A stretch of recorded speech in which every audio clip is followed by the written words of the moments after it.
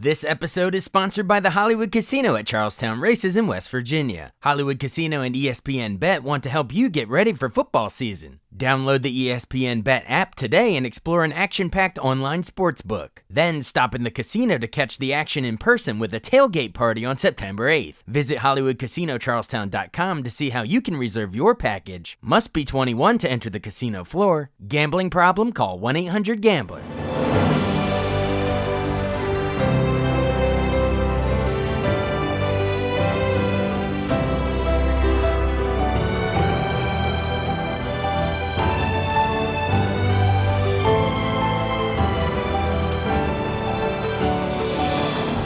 Welcome to the newest episode of Beyond the Fame with Jason Fraley. I'm your host, Jason Fraley, picking the brains of the top filmmakers, musicians, and artists of our time. The Rock and Roll Hall of Fame band Deep Purple rocks Jiffy Lube live in Virginia this Saturday night. I spoke with longtime frontman Ian Gillan about the band's biggest hits from Highway Star to Smoke on the Water. Hey, Ian Gillan of Deep Purple. Hey, thanks so much for joining us on WTOP in Washington, D.C. Thank you very much. It's a pleasure to be with you. The pleasure's all ours. You're a freaking rock legend, my friend. So we're talking to you because Deep Purple is coming to Jiffy Lube Live in Virginia on Saturday, September 7th. Virginia, you know, they say it's a blue state, sometimes it's a red state, but I guess this time it's Deep Purple state, baby.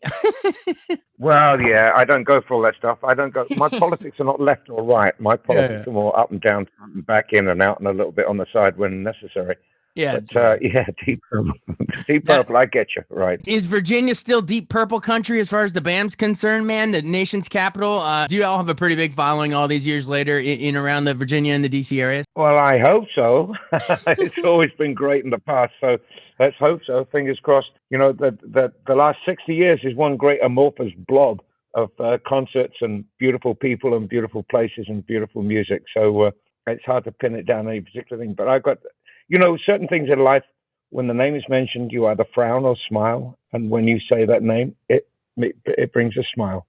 Well, there you go. Yeah, I'm sure it does all run together after a while. But when you say Virginia, I'm glad it at least brings a smile. Well, we're calling this, at least the way it's being billed, is celebrating 50 years of Smoke on the Water. But I guess the song was really 73. But, you know, we're still continuing the tour into the 23-24 calendar lineup, I guess.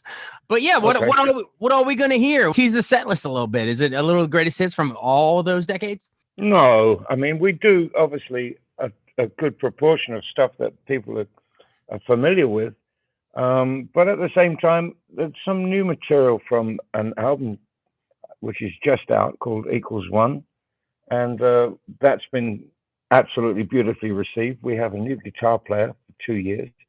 I mean, Ian on drums, Roger on bass, and myself, we've been in the band since '69, but Don Airy, our keyboard player, has been with us for nearly a quarter of a century, and our young guitar player is absolutely phenomenal. So the band is cranking right now, and it's a blend, as always, of old stuff, familiar stuff, a little bit of new stuff, a little bit of stuff that perhaps wasn't so well played on the radio, but the fans are very familiar with. And, of course, the usual sort of 25% of improvisation. We don't know what the hell's going on half the time. So it's normal Deep Purple manic energy chaos. Awesome. Well, I want to, like you mentioned, your latest album, Equals One, just came out on July, I guess, 19th. So it's, it's only about a month old. So it's brand new. What's in that title? What are you going for with Equals One? What's the secret meaning behind Equals One? I was trying to clear my desk one morning and get on with some fun in life, and I was held up by some stupid matrix I was trying to complete. It was traffic lights on motorbikes, and I realized I was trying to prove that I was a human being to a robot, and I thought, this has got to stop. But of course it's too late for that. And then I thought, this is just, life is so full of complication, and I thought a simple equation would be 3 minus 2 equals 1, but no, they've got to make it a mile long with unnecessary Greek symbols and goodness knows what, and it still equals 1 in the end, but you take a day and a half to get there. So that's sowed the seeds in my mind for the idea of keeping all the songs simple. And so they're simple stories, most of the songs, and a lot of fun. Okay, I get it now. You're simplifying the long algebra equation. It's just the equals. There Absolutely. you go. Simple Hmm. songs for simple people, someone once said. That's all it takes, baby. Um, Absolutely.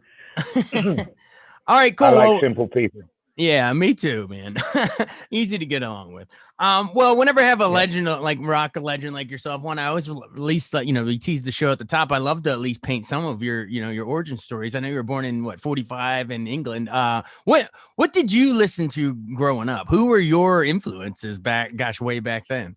Well, my music, my life's been full of music. My granddad sang opera. He was a bass baritone. My grandmother was a ballet tutor, so Tchaikovsky was full of the house everywhere. My uncle was a jazz pianist, and I was a boy soprano in the church choir. So there was just music, music, music until I heard Heartbreak Hotel, and that changed my life quite a lot. So Elvis and Little Richard, Jerry Lee Lewis, Buddy Holly, and all those amazing musicians and performers of the 50s and early 60s came into my life and were a big part of my formative years.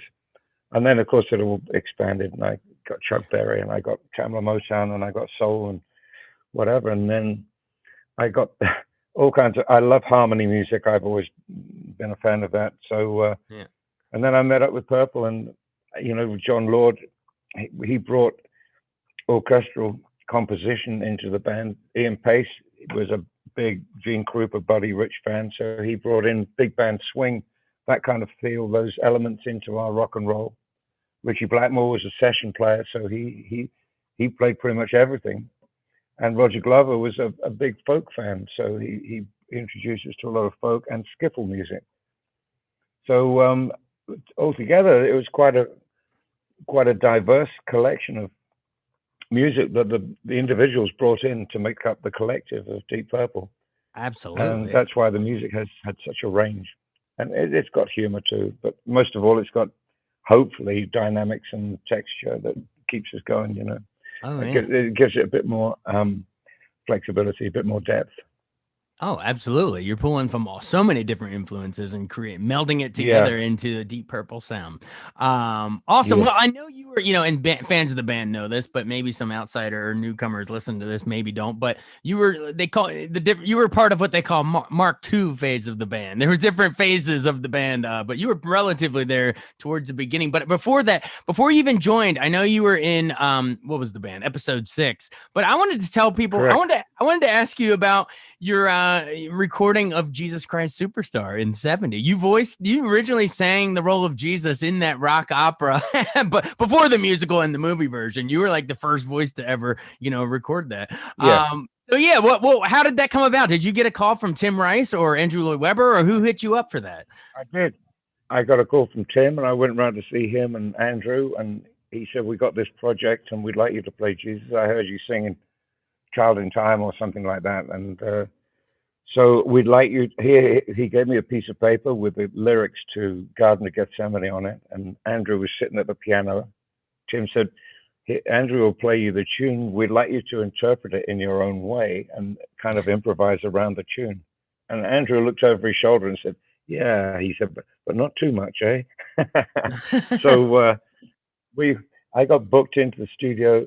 We had a show that night with Purple, and I did the whole album in 3 hours, and that was it. I forgot about it, and off we went. And next thing I know, it's very successful. And they they then wanted me to do the movie, but I went to see the producer or the director, Norman Jewison, and we couldn't work it out. I was too busy with Deep Purple, and I didn't really fancy being an actor anyway. So I passed on that one, unfortunately. Well, fortunately for me, because Yeah, I think I it think would it have. worked out well for you, and for Norman Jewison, obviously. Well, he had already done In the Heat of the Night a couple years before, but he went on to do just fine for himself with Moonstruck and the rest. But so did you, my friend. So I think it worked Yeah, out. And you'll always yeah, have that original album recording too. But all right, so then when yeah. did you actually first play with Deep Purple? Then, so obviously they formed in London in like '68 and had Hush and some of those They were in early songs. '68. Yeah, they were formed in '68. They made 3 albums in the first year. I lived in West London, near Richie and near Mick Underwood, who was a mutual friend. He was a drummer, and a bunch of other musicians that were in bands at that time. and they made the first three albums with Rod Evans singing, and they had hit records with Hush and that sort of thing. And then they wanted to change their style. I had all the first three albums.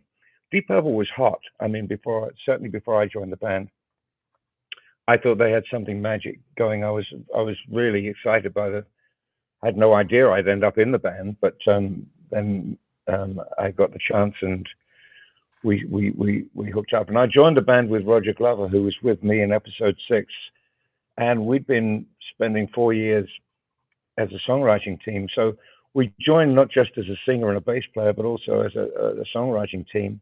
Yeah. And that kind of took Purple in a new direction, in a harder direction, when we did Deep Purple in rock and Fireball and Machine Head and that sort of thing. So it was really an exciting time. Our first show was, Purple was very big in America, but not so big in Europe at that time. And our first show was in a club in London at the Speakeasy. And I remember looking at Roger going, "Oh man, this is it. This is it. What a band." And it still brings tears to my eyes now. I got the privilege of standing there between the keyboards and the drums and listening to this music all around me. And it's so exciting. These guys are wonderful.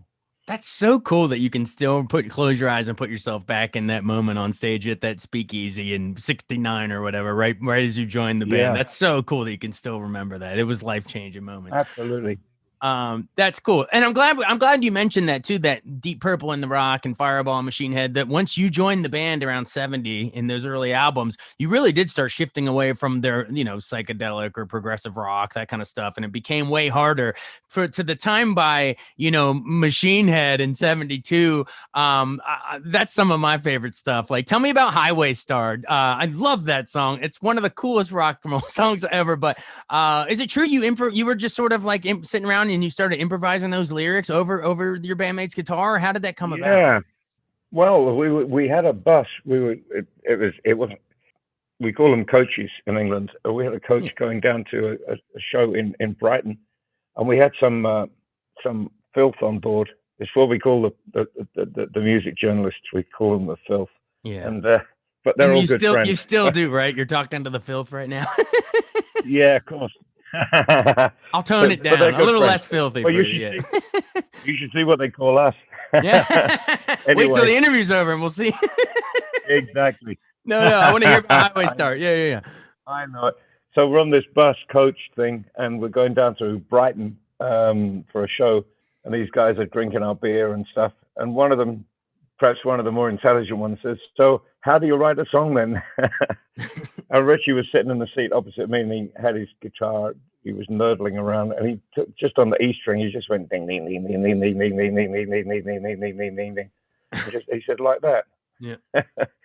And we were going down the highway, so I started singing some gibberish, and it was, "Oh, that's cool tempo. Yeah, let's do that tonight." So we did it in the show that night. It wasn't finished, but we just, as we do, improvised the idea, and it kind of caught on. It got a little better as the shows went, as we did it a few more times, and ended up on the album.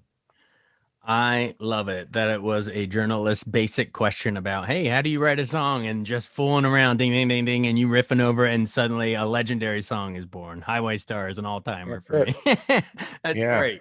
Well, that's awesome. Great behind-the-scenes story there. I love it. And then, of course, I'd be remiss if we don't ask about Smoke on the Water off of Machine Head. I mean, you probably hear all the time. I feel like that opening riff is how every young guitar player learns to play the I mean, do you have people coming up and say, "That was the first one I learned"? You probably hear it all the time. Yeah, it's quite amazing, actually. In fact, it's amazing that song ever saw the light of day, because we were recording in Montreux in Switzerland when we were going to take over the casino in an old wooden building after the last show of the summer. Montreux is a summer resort, and it closes down for the winter. And we'd hired the place to move in the day after the last show, which was a Frank Zappa concert. I went along to see it because they had Flo and Eddie from the Turtles doing the backing vocals, and I adored their voices. And halfway through the show, some guy with a flare gun right over my shoulder came in and fired a couple of missiles into the ceiling, and the place caught fire.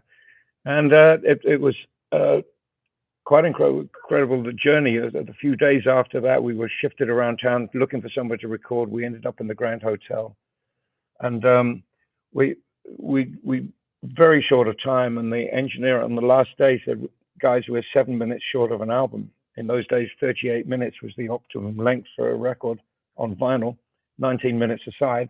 Otherwise, the needle jumped out or it sounded rubbish. And so you had to be pretty close to the mark. And so he said, "Well, we did a pretty good sound check. Have a listen to that. Maybe you can write a song over that." And it was labeled the Dan Dan song, as in Dan, Dan, Dan, Dan, Dan. There were no lyrics. The Dan Dan song. Yeah, that's what it was called. And Nice.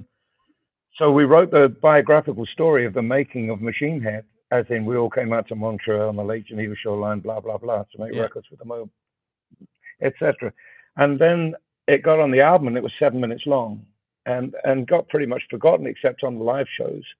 And a guy from Warner Brothers, Russ Shaw, came along to see us in Los Angeles, maybe Anaheim, I can't remember, and saw the audience reaction to it, and a light bulb went on in his head, and he went back and did an edit, cut it down to 3 minutes 15, and that was it. And it started getting played on the radio a lot, and that was the beginning of that and Highway Star and Lazy and a few of the others on the album. Sort of, the world was expanding at that time, and so it became truly international. Oh, absolutely. Everybody knew after that one. And man, I don't know if it was a light bulb above his head or a fire in the sky, but something was going on. And he was like, "Let's shorten this down and let's make it radio friendly." That's it. I can't believe, but ladies and gentlemen listening to this, please pinch yourself right now, because you don't understand how great this is. We're listening to the voice that sang "Smoke on the Water." Like this, that is your voice on the other end of this. Like, I can't believe it sometimes. This is awesome. So you actually leave the band shortly after that, right? Like in '73 to do the Ian Gillan band. Later, you had the other, just called Gillan. Yeah, well, we were all confused, trying to grow up. It was very Spinal Tap, the whole thing at the time. It's the same story happened with almost every band I could think of. You get a bunch of five guys traveling around in a small van with the equipment, and then you get some success, you get a road manager, then you get a proper manager, a professional manager, and then things turn nasty but good at the same time, and all of a sudden you got too much money, and someone comes up and says, "Who are you?" And "I'm your new girlfriend." "What happened to the last one?" "Oh, she's gone. She's history."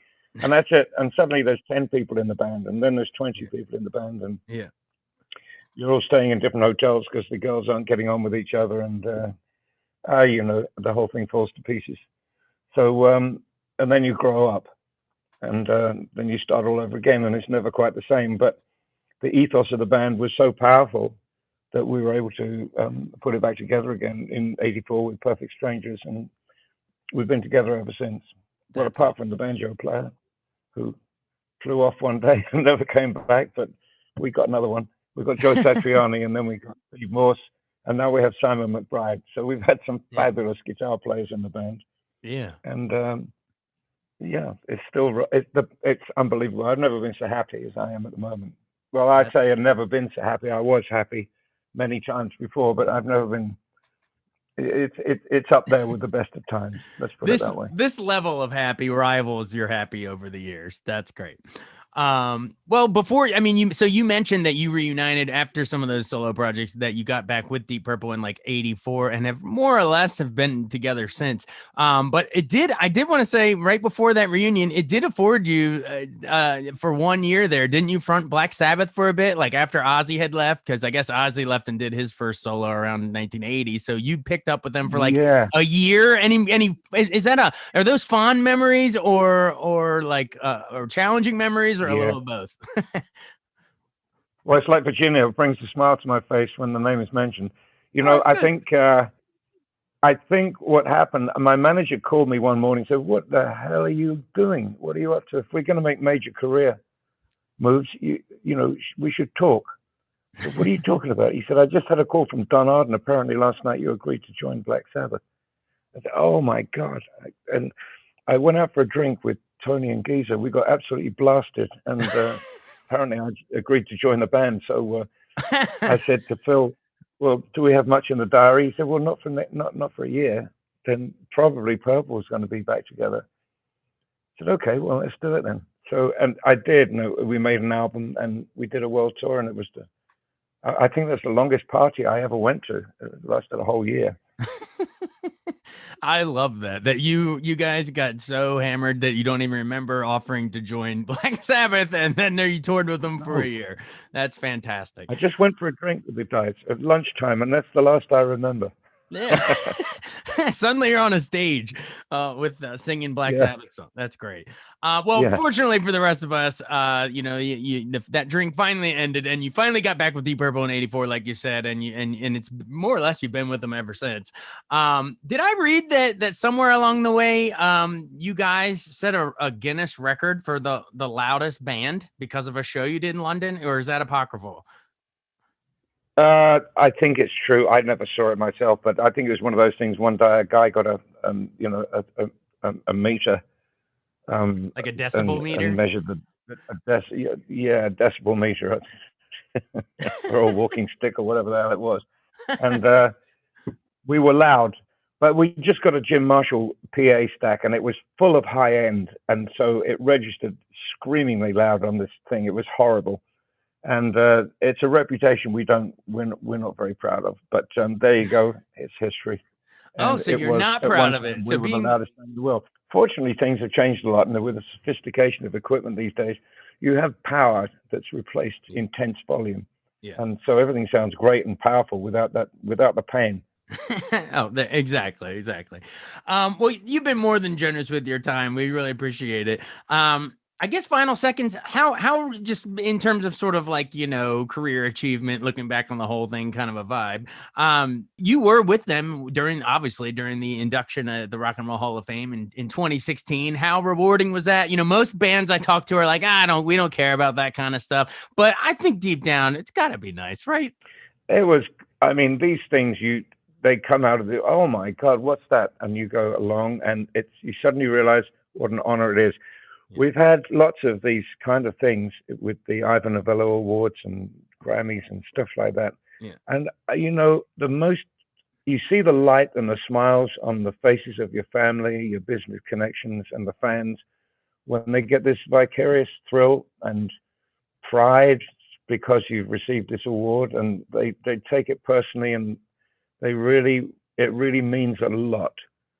And so you learn very quickly to accept those things with humility and grace, because it's on behalf of all those people that have supported you throughout your career. They talk about the music business. Well, it's a music industry now, isn't it? But we always call it the music business. And it's made up not just of us, but we have a lot of people supporting us, the people who never get mentioned, the crew and the people sit in the office and the accountants and the travel agents and all the other support people that are there for you, as well as your family, and who send you off and don't see you again for a year. You're traveling with 2 suitcases and that's it. And then you come home and, hey, right, we're going on holiday. Oh, lovely. Okay, fine, let's go. And it's amazing. So it's for them, all those achievements and awards. And I have to say I'm very proud of them. That's awesome. Yeah, the fans is what makes it worth it. And probably getting to, the fellow musicians. I think you went in alongside Steve Miller in Chicago and Cheap Trick and NWA. Like that's a heavy hitter lineup that went in that year. So that's got to be an honor too, to just be with the peers too. Cool. Yeah. It's great meeting up with all these other musicians and things. You normally only see them on festivals, when there's a whole bunch of bands playing, and you'll go, hey man, I haven't seen you for years, and whatever, you catch up. So yeah, it was a great social evening. Absolutely. Well, you know what else is going to be a great social evening? When Deep Purple rocks Jiffy Lube Live in Virginia. Hopefully, it'll keep bringing a smile to your face when you hear the name Virginia. And we look forward to seeing you. Everybody, get your tickets on September 7th. It's going to be a great show. So thanks so much for joining us. This was fun. It's a great pleasure, and I'm looking forward to it very much. The band is exploding. Bring your energy. Hey. Let's set a new noise record, but in a good way this time. Okay. All right. Yeah, Thanks. absolutely. All right, thanks. Be well. See ya. Okay. Thanks so much for listening to Beyond the Fame with Jason Fraley. Our theme music is Scott Buckley's Clarion. Remember to give us a 5-star rating if you like what you hear. We'll see you next time.